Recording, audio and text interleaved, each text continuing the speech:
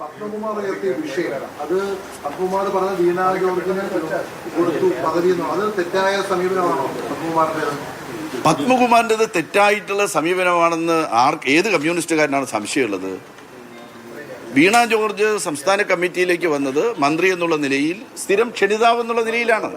അത് പാർട്ടി സംസ്ഥാന സമ്മേളനത്തിൽ തന്നെ വ്യക്തമാക്കിയൊരു കാര്യമാണ്. ഒരു അഡീഷണലായിട്ട് ഒരു സ്ഥിരം ക്ഷണിതാവിനെ വെക്കുകയാണ് എന്ന് സംസ്ഥാന സമ്മേളന പ്രതിനിധികളോടെല്ലാം പറഞ്ഞതാണ്. ആരോഗ്യവകുപ്പ് കൈകാര്യം ചെയ്യുന്ന വീണ ജോർജിനെ പോലുള്ള ഒരാൾ നിശ്ചയമായിട്ട് സംസ്ഥാന സമിതിയിൽ വരുന്നത് അവർക്കും പാർട്ടിക്കും ആരോഗ്യ വകുപ്പിനും ഗുണകരമാണ്. ആ കാഴ്ചപ്പാടുള്ളത് കൊണ്ടാണ് അവരെ ആക്കിയത്. നേരത്തെ രവീന്ദ്രൻ സാർ ഉണ്ടായിരുന്നു. സാർ ഇവിടെ ജില്ലാ കമ്മിറ്റിയിൽ പോലും ഉണ്ടായിരുന്നില്ല. ആ സമയത്താണ് സംസ്ഥാന കമ്മിറ്റിയിലെ ക്ഷണിതാവാക്കിയത്.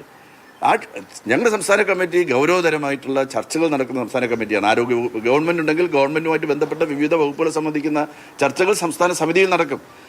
ആ ചർച്ചകൾ കേൾക്കാൻ കൂടെ ആ ബന്ധപ്പെട്ട മന്ത്രി ഉണ്ടെങ്കിൽ അത് ഗുണകരമാണ്. കഴിഞ്ഞ പ്രാവശ്യം ഉണ്ടായിരുന്നില്ല എന്നുള്ളത് തന്നെ ഒരു കുറവായിട്ടാണ് ഞങ്ങൾ കാണുന്നത്. പക്ഷേ പി ജയരാജന്റെ വിഷയം കൂടുതൽ സജീവമായി നിന്നത് പി ജയരാജനെ ഇപ്പോൾ 98-ൽ സംസ്ഥാന സമിതിയിൽ നേതാവ് പി ജയരാജൻ 72 വയസ്സായി. അദ്ദേഹത്തെ ഒരു പരിഗണിക്കാതെ അദ്ദേഹത്തെക്കാൾ ജൂനിയർ ആളിനെ പി ജയരാജനെ വെക്കുമ്പോൾ മെറിറ്റ് നോക്കുമ്പോൾ പി ജെ വരേണ്ടതല്ലേ?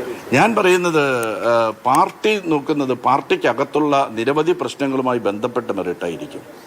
അത് നോക്കി എടുക്കുന്ന തീരുമാനങ്ങളാണ്. ശരിയായിട്ടുള്ള തീരുമാനങ്ങൾ യഥാർത്ഥത്തിൽ പാർട്ടി എടുക്കാറുള്ളൂ എന്നാണ് എൻ്റെ പക്ഷം. എനിക്ക് കണ്ണൂരിലെ രാഷ്ട്രീയവുമായിട്ടൊന്നും എനിക്ക് യാതൊരു ബന്ധവുമില്ല. അവിടുത്തെ പ്രവർത്തനങ്ങളെ സംബന്ധിച്ച് എനിക്കറിയില്ല. അതെല്ലാം അവിടെ തന്നെ ചോദിക്കേണ്ട ഒരു കാര്യമാണ്. പക്ഷേ ഞാൻ മനസ്സിലാക്കുന്നത് ശരിമയാർന്ന രാഷ്ട്രീയ സംഘടനാ നിലപാടാണ് ഈ 24-ാം പാർട്ടി കോൺഗ്രസിൻ്റെ ഭാഗമായിട്ടുള്ള കൊല്ലം സമ്മേളനം എടുത്ത് ഇത്ര ചിട്ടയായിട്ടുള്ള ഒരു സമ്മേളനം യഥാർത്ഥത്തിൽ വളരെ ഗംഭീരമായിട്ട് സമ്മേളനം നടന്നപ്പോൾ 25,000-ഓളം വരുന്ന റെഡ് വോളണ്ടിയർമാരുടെ മാർച്ച്, ഏതാണ്ട് 2 ലക്ഷത്തോളം വരുന്ന ബഹുജനങ്ങളുടെ വലിയ സംഗമം, അങ്ങനെ നാടും നഗരവും ഇളക്കി മറിച്ച് നടന്നതായിട്ടുള്ള ഒരു മഹത്തായിട്ടുള്ള സമ്മേളനത്തിൽ ഒരു കുറ്റവും നിങ്ങൾക്ക് കാണാനായിട്ട് സാധിക്കുന്നില്ല. ഒരു കുറ്റവും കാണാൻ സാധിക്കാത്തതുകൊണ്ട് പാവപ്പെട്ട എന്നെപ്പോലുള്ള ആളുകളെ ഒരു ഇരയാക്കാൻ പറ്റുമോ എന്ന് നോക്കുകയാണ്. ദയവ് ചെയ്ത് ഞാൻ നിങ്ങൾക്ക് ഇരയായിട്ട് നിൽക്കാൻ തയ്യാറല്ല. ഞാൻ അങ്ങനെ ഇരയാകാനും ആഗ്രഹിക്കുന്നില്ല.